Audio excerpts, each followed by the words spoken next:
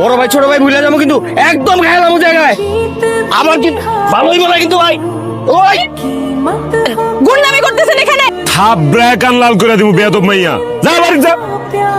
যেই বাড়িতে আমার বউয়ের কোনো সম্মান নাই সেই বাড়িতে আমি থাকবো না। তো বিবাহিত বউ অন্য পুরুষের সাথে ফষ্টি নষ্টি করতেছে, সেটা তোর বড় ভাই দেখা তার শাসন করছে, তার জন্য তুই রাগ দেখাতে। আমি কোনো অন্যায় কাজ করি নাই। আমার বউ না হয় একটা ভুল করছে, সে তো ছোট মানুষ, সে তো অপরাধ একটা করতেই পারে। তুমি তার বাড়িতে না বুঝাইতে পারতে না? রাস্তাঘাটে শাসন করতে হবে তোমার?